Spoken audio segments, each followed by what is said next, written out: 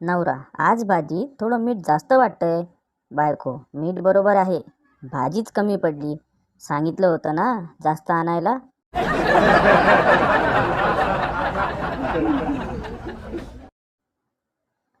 आधुनिक संस्कार. वडील श्रीखंड घेऊन येतात. मुलगा लगेच हात न धुता डबा उघडायला जातो. इतक्यात आईचे लक्ष जाते. त्याला जोरात धपाटा मारते आणि म्हणते, किती वेळा सांगितले, आधी फोटो काढून व्हॉट्सअपवर टाकायचा आणि नंतर खायचे.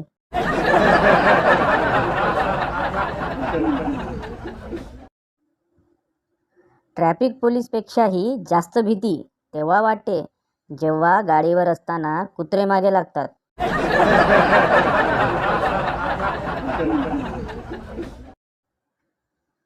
बुद्धीच्या तंबाखूला ज्ञानाचा चुना मळल्याशिवाय यशाची पिचकारी मारता येत नाही.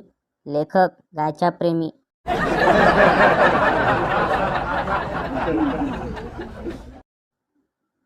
एखादी मुलगी आवडत असेल तर तिला लगेच सांगून टाकावं. उगाच ॲम्ब्युलन्स सारखं तिच्या पोस्टला वाव वाव करत बसू नका.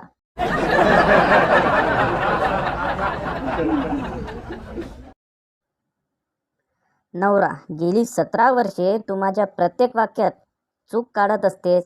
बायको, 17 नाही 18.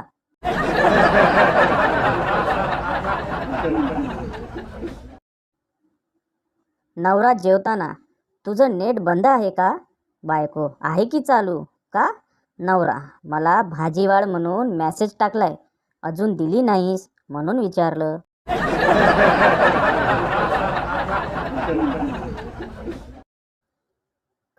शेजारी पाजारी यातला पाजारीचा अर्थ आता समजला.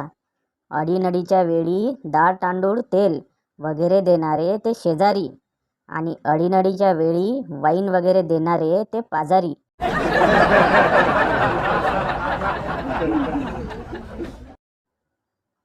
सर, किती निर्लज्ज आहेस तू गण्या. तू 100 पैकी फक्त 5 गुण मिळवले आणि तरीसुद्धा हसत आहेस मूर्खा. गण्या, सर, मी हसत आहे कारण उत्तरपत्रिकेत मी तर पिक्चरचं गाणं लिहिलं होतं फक्त. तर मग हे 5 गुण आले कुठून?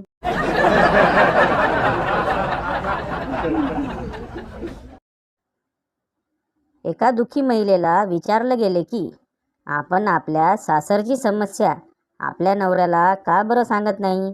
तर तिने उत्तर दिले की मलेरियाबद्दल मच्छरशी काय बोलणार.